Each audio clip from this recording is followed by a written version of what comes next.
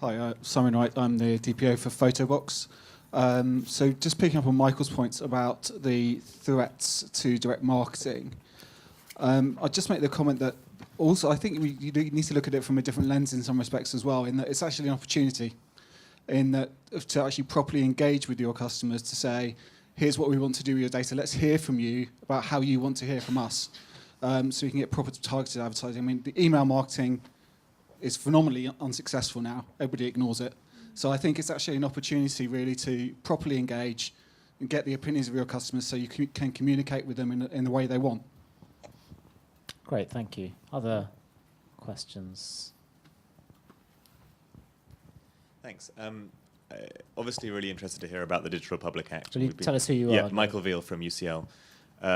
Obviously interested to hear about the Digital Republic Act and something that we've been trying to push into the Anglosphere because it hasn't had much discussion, even though it's been on the books since 2016. Has there been a lot of discussion around trialing that? Have people been using this right already? Because obviously it's a much more detailed explanation right than anything in the GDPR and contains ideas about weightings of algorithms. And I don't know if there's any experiences of this being used or not used. I'd like to hear about them. Great, thank you. One more? Go on, you were buzzing with questions before lunch, apparently. So. All right, well, let's turn to the panel with these for now. Do you want to pick up the question about how is the Digital Republic law actually working in practice? And yeah, there is, in fact, we see the first effect of this law. We have a public algorithm used to decide for the orientation of students with regards to their orientation in the university. And this platform was totally opaque, and there were, we have no way to provide any explanation, traceability, or intelligibility why the algorithm has recommended this choice, even though the student don't want it or whatever.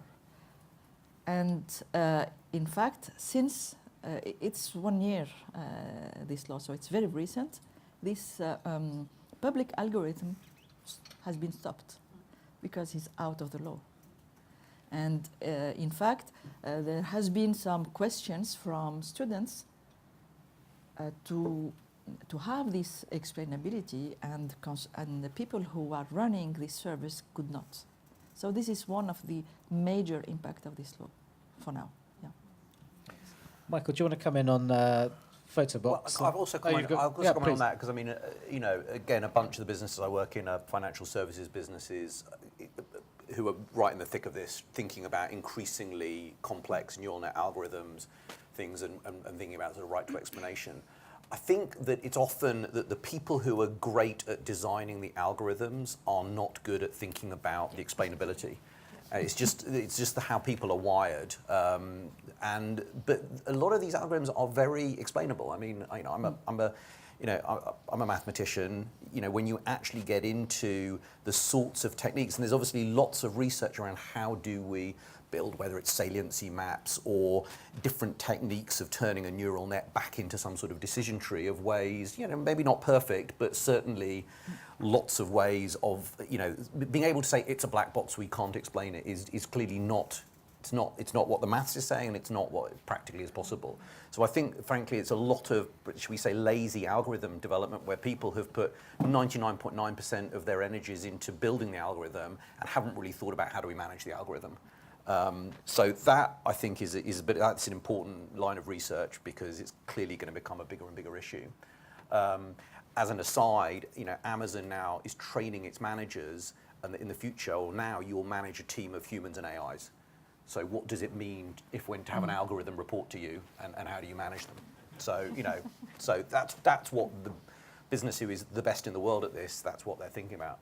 In terms of just, and then on the Photobox point, I mean, I agree. I think it's such a sort of almost a sort of complex dynamic where, yes, there is an opportunity for brands that, you know, have strong relationships with consumers to deepen those and get absolute explicit consent, but it's very hard because if you do that in the wrong way, then you risk decimating your customer base.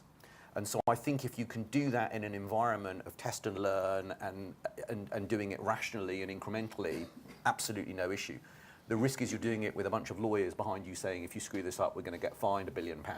It's a bit more risky. And so, again, it's trying to, the thing that's killing people is the risk and uncertainty. I mean, I might just comment Yes, a couple of pieces. I'll just add my own thoughts, which is, I think, interestingly, this sort of isolated algorithmic development.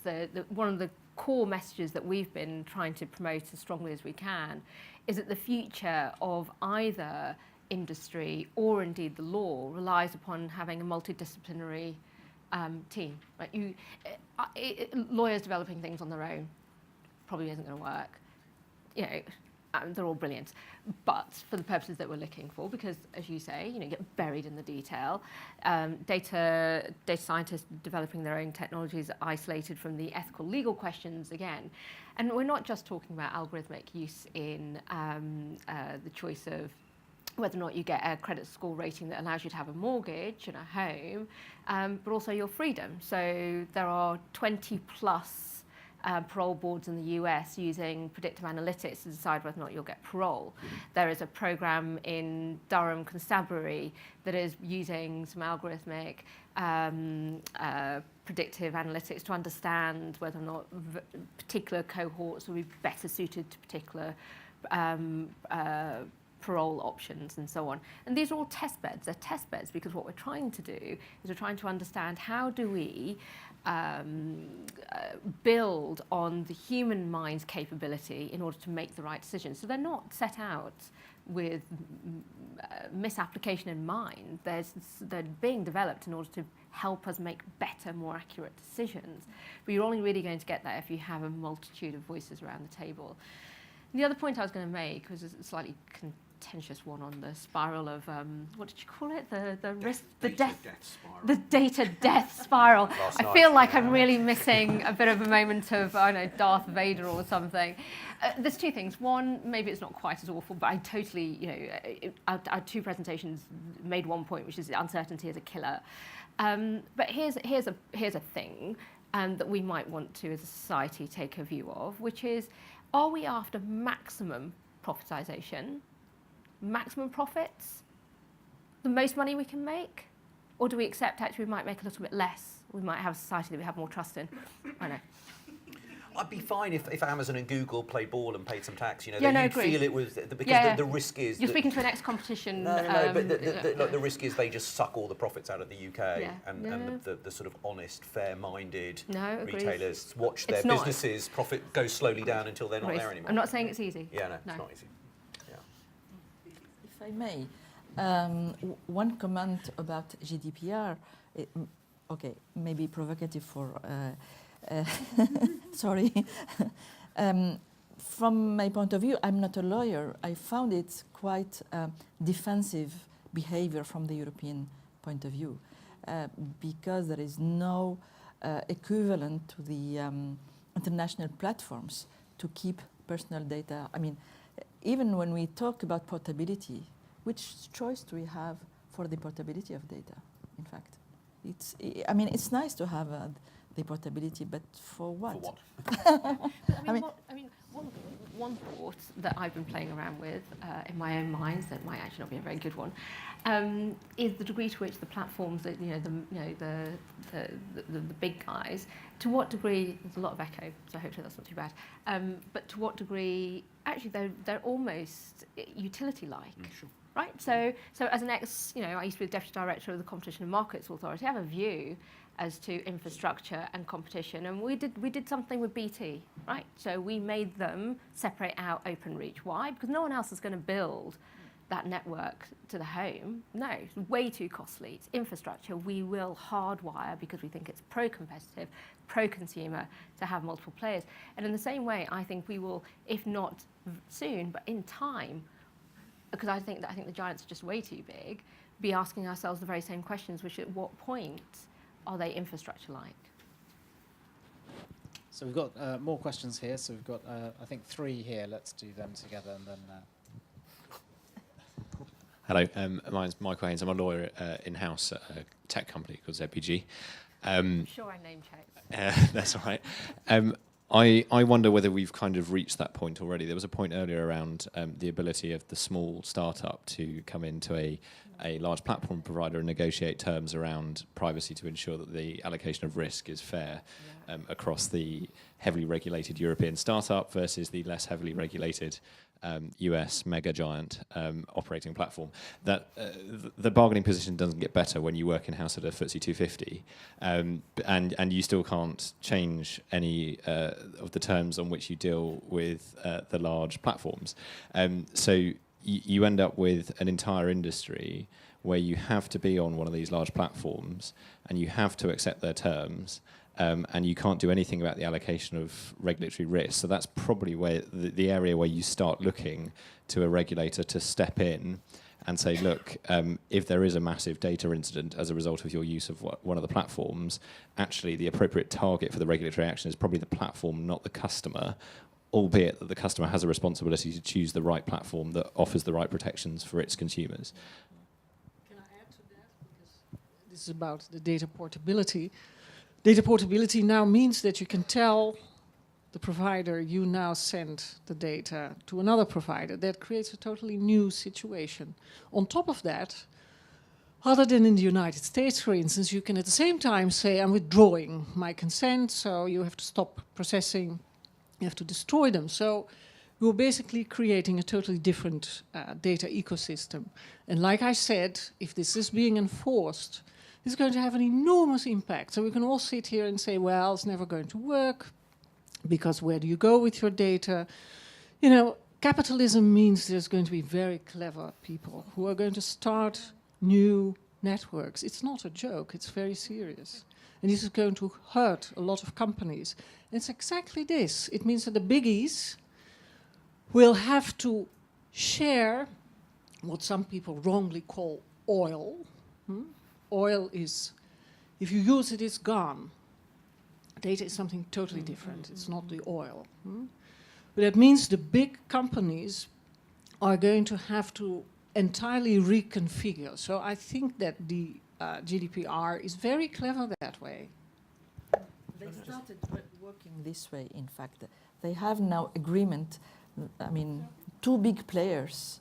I mean, I have already met several people saying, okay, I can move my data from this platform to the other, but very recently the two platforms make agreements together, so they are the same, more big platform. In the current situation, that's understandable. 25th May, we have a totally different situation. Let's just get one more audience voice in, and then. Do you want to have a response to this? Well, we'll take them all together. If you could just. Okay, yeah. Charles Rabb, University of Edinburgh, and the Turing. I want to look at the concept of interdisciplinarity because I'm not sure about it. We've heard it in two senses, and there are different models of it. One is that you have an interdisciplinary team in which you have, let's say, in present circumstances, lawyers, technologists, ethicists. Another way of handling interdisciplinarity, which I think you mentioned, is a kind of interdisciplinary education, so that computer scientists learn about law in their training, they learn about ethics, and bring the changes, vice versa. Now, those are two rather different models, and I'm not sure, A, whether either of them has been successful so far, what the conditions are for success, and how you think this slogan of interdisciplinarity can be made real. Great, thank you. So I think we've got 3 points there, but in a sense, I'll take the first 2 together, which is really how far are we stuck with data monopolies? How far do regulators need to step in, or how far will the mechanisms we've got in place lead to change? And then the second point is around interdisciplinarity. Sophia, do you want to kick off? Pick the bits you want. You don't have to answer everything. That's all really fascinating questions. So I absolutely agree. You know, maybe our amazing capitalist juices will come up with great alternatives to the monopolies. And maybe that will come with time, but in the short term, actually, that we still are stuck with the big guys. And let me just give you an example. I have 2 young children, a 3-year-old and a 6-year-old. I was going to say she's 5. She turned 6 last week, and she's not letting me forget it. A very, very strong-willed little girl. me and my husband and I were discussing whether or not we should come off Facebook. We're like, I actually really don't use it. I'm just a stalker, but he does. He's the man at home, and he does all the school runs and all the rest. And we had this conversation. I was like, it's really quite. I just kind of want to vote with my feet or my little finger. And we realised we couldn't actually. If the school closes when it snows, where's it posted? Facebook. If in my local constituency the MP is running a surgery, where does he post it? Facebook. It's absolutely vital in the current system because people have just bought into it, and it is entwined in just about every single interaction in your local community in a way that we'd never imagined it would. So I really hope that we get to a point where there is a great disruptive capability to free people up so that we could choose whichever ethical version of that we would want, and there's some competition. It is economics to a certain degree. Well, it is economics. So what Facebook and Google and Amazon all have is a network effect. And the network effect is so strong. Exactly, it's so strong. Apparently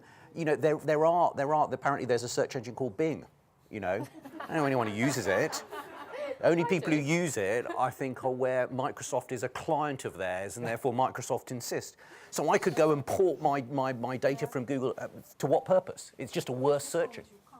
But even if I could, even if you could, the problem is that what I'm always saying is the lock, when you have a network effect of the power that a Facebook and there are other networks, but it's incredibly, economics is complex enough where there isn't, where say the OpenReach, someone could have just gone and built a parallel network, but in a Facebook you have to it's multiple miracles. I work with lots of startups. We talk about multiple miracles required. Multiple miracles are required to build something that could dream of competing with a Facebook or Google. So the truth is, it will probably require regulatory intervention in the same way as OpenReach did. BT didn't choose to just divest OpenReach; it was forced to because we felt its powers too strong. On the fact that you have your data hanging in the network, so your history and everything, your network, your friends. Yes, let's move on to another subject. Let's see what happens. Yeah. Can I just very quickly comment on the interdisciplinary piece? Because I think it's a really interesting question, and I wonder if it's time-related.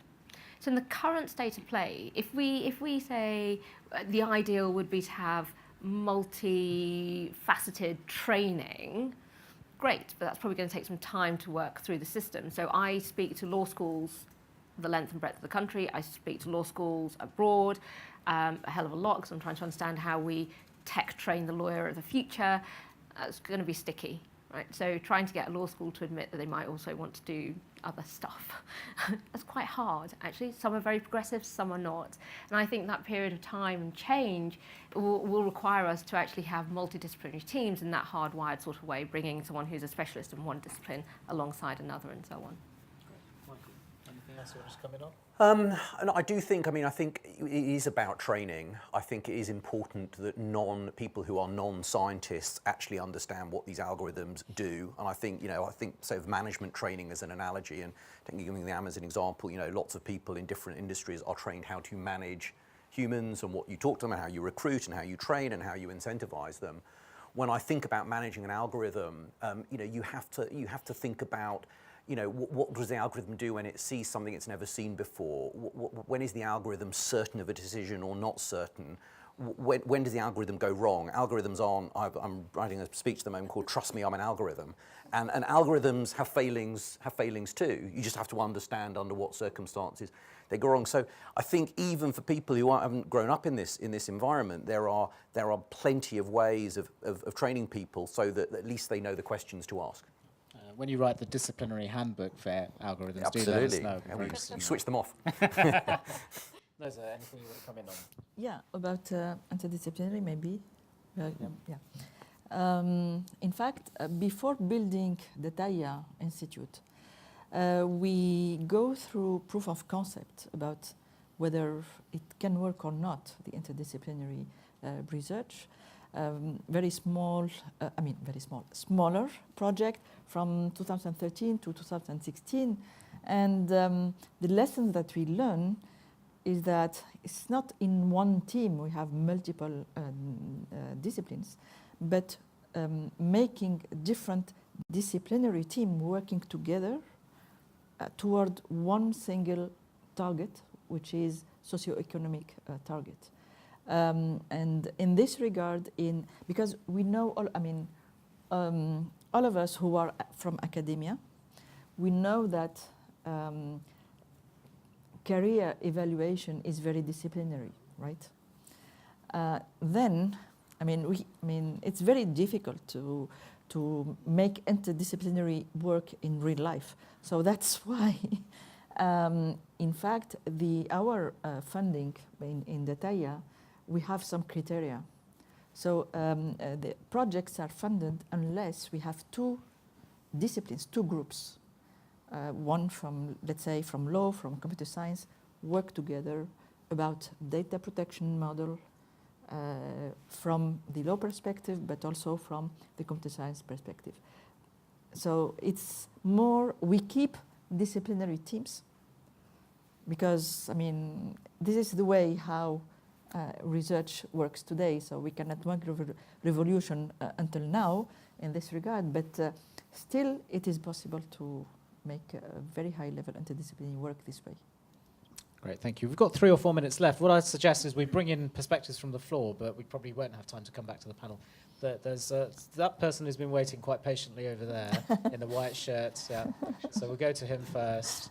And then we've got a lady in purple here, gentleman behind you, and then you, and that'll be the end. So keep your comments, and one here. We'll get all 5 of you in, but you've got about 30 seconds each. Thank you. Richard Batstone, Queen Mary University.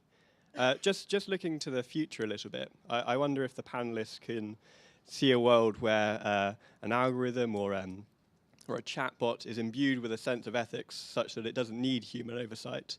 And in fact, to regulate it in that way is really just to discriminate against a new form of person. So good thought. We're not going to ask the panel, but can you hand the mics directly behind you just for efficient? I'm doing traveling salesman here. There's always an elegant solution to some of these complex problems if you invert your mental model, and not to expand it too much. But what if instead of the current model we have of how data works is you have individuals who have the data, you have corporates who hold the data, and it throws up all these ethical issues, etc., and legal issues. What if we invert who holds the data? What if individuals have a micro server, they hold all the data themselves? Corporates are never perhaps even allowed to hold data, but they're allowed to ask individuals for that personal data. They can generate data on the individual as they transact, but that data has to be pushed back into the individual's microserver for lack of a person. Maybe it's an elegant solution, and it just overcomes maybe all of these issues in one fell swoop. You're going to have to discuss that over coffee. Now, it's a perspective. Yep, we've got the lady over here, or, well, whichever's quicker. I think probably Josh is closer to you. Yeah. Sure. Just very quickly as well. I think one interesting tension which has been implicit through most of the day and then became slightly more manifest on this panel is the difference between people as citizens and people as consumers. And I don't think it's worth sort of blurring those lines too much in the context of the GDPR and other things. Just so happens, Sophia, in the 2 examples you gave about why you don't get off Facebook, assuming for the moment your kids are in state school, those are 2 public sector reasons. Your MP shouldn't have to tell you just through Facebook that they're on there. And so I think it's just interesting to bear that in mind as we go forward, that Cambridge Analytica has really hit our funny bone because it was about elections. And it might be that this is the thin end of the wedge for the web-wide regulation, but it might not, and that might be okay too. Great, thank you. So someone here and then someone here. I'm just going to neatly pick up a little bit on the end of that and then ask my question, which is that I was sort of slightly concerned, and this is interesting because my son is 20, was not at all concerned. I was slightly concerned that the Lancashire Police are using Alexa to not only broadcast crime results, but to encourage people to report crimes. And I wondered whether this is, the beginning of yet another have and have not discrimination from a public agency about who actually gets access to public services. The thing I wanted to say slightly provocatively is, you said, Michael, that people who are not data scientists should understand algorithms. I think that data scientists should understand people. I was, really struck here that there isn't a single book out there in the Turing Institute that's not about data mining, data processing, machine learning, mathematics. Where's the poetry? Where's the history? Where's the geography? Where's the philosophy? Until people actually understand the way the rest of the world works. Well, it's outside, yeah. But, all the more reason you might occasionally bring some of it in here. Because I don't think it's osmotic. I don't think it actually goes through your skin. I think the point's been made. Let's hand over to the final audience member.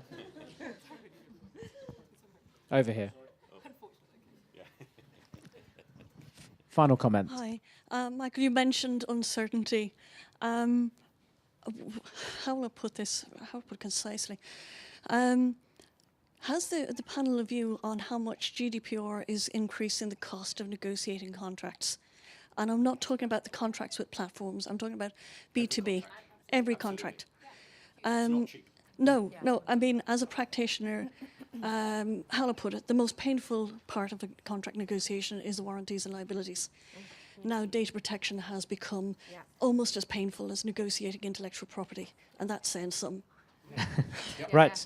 Well, wide agreement on the panel here. So we've had a fabulous panel. I think 2 really big themes around uncertainty and around ethics, and also a story around regulation and is this a data monopoly or not? We shall see. I think time will tell. So will you join me in thanking our fabulous panel before you go for coffee?